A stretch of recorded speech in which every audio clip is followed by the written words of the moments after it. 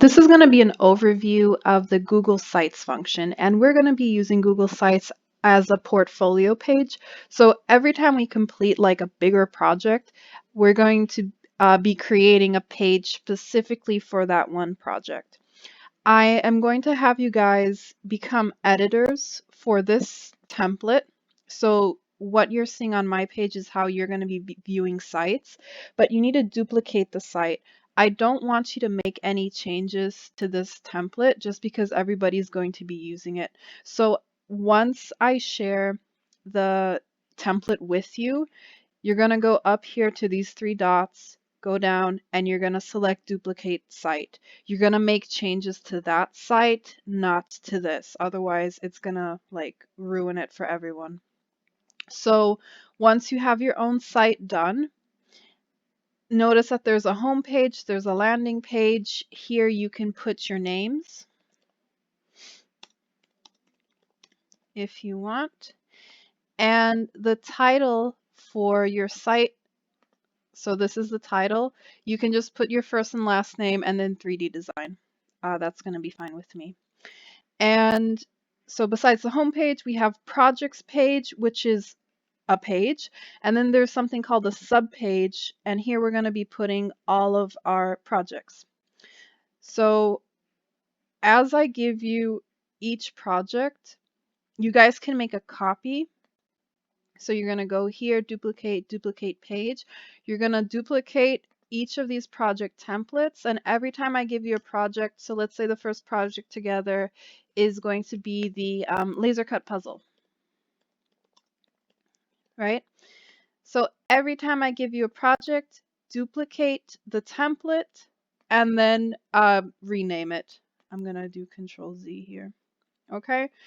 It's kind of a good idea to leave project template page intact, and then as you duplicate it,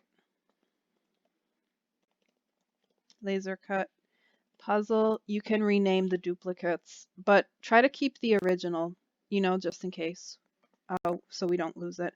You can also just hide it from navigation, which means that other people can't see it, but it's there available for you.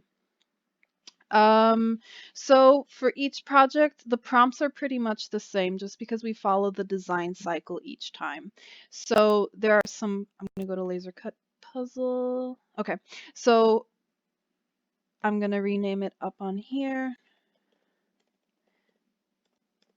And if this is confusing and if it seems like I'm all over the place, don't really worry about it because we will be creating the sites together. I just want to show you how it's going to look. So keep the title for each prompt that I'm giving you. So keep this. Respond to each of the prompts. So the prompts that were given to us were blah, blah, blah. Okay, who are you assigned to work with? And just respond underneath. If you're feeling confident and sassy, you can delete so you don't have the prompts visible in your reflection. Okay, I'll go back. Initial idea, here we usually introduce like a sketch, or if you don't have a sketch, if it's something on the computer, you can talk about what you did on the computer, but just a brief description of what you were thinking of when you first got these prompts and how you responded to those prompts. Research ideas. So I don't think this is going to happen for the first project, but for the next projects and for the bigger projects, you will be looking at other people's work to quote unquote get inspiration for your own work. So if you have research ideas, just put them here. So talk about what you looked at, how it inspired you, and you can add images here, at least 3 reference photos. And these are just like things that informed your design decisions. Here we're going to put an image of the prototype. If you want to add a brief description, that's fine. If not, that's okay. It's just a prototype, so we don't need to talk that much about it. Here, very important, and also I love photos of work in progress because I get to see you guys like doing things. If we're having distance learning, you'll probably just like do screenshots from your computer. Um, but here I just usually have students like put photos of them doing things so you can see like, it's not just about the finished product, it's about all the work that you put into it. So, and we want to show that work because showing work shows your skills.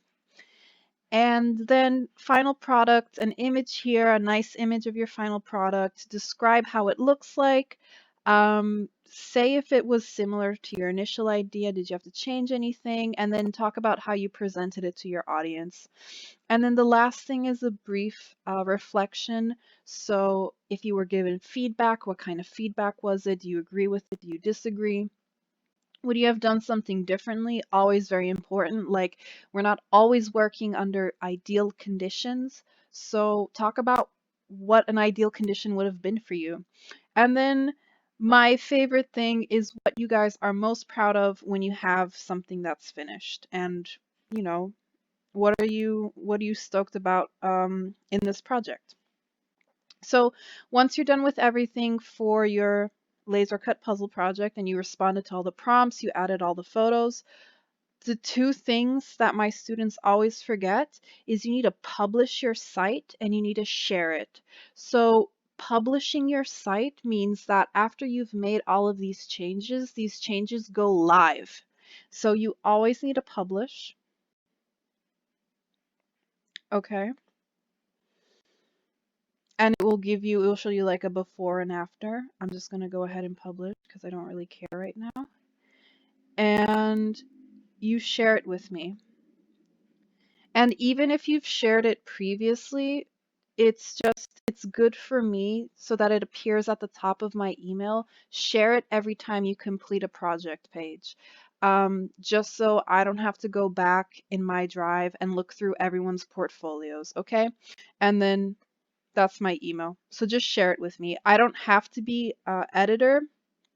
So the way to change that is when you share it with someone, you go down here and then you just say published viewer. Um, I don't really care if I'm editor or not. Sometimes when I'm chosen as editor, I will make changes to your site. I don't want to do that. I want you guys to make changes to your own sites. So just leave me as published viewer. Okay? And that's it. That's it for sites.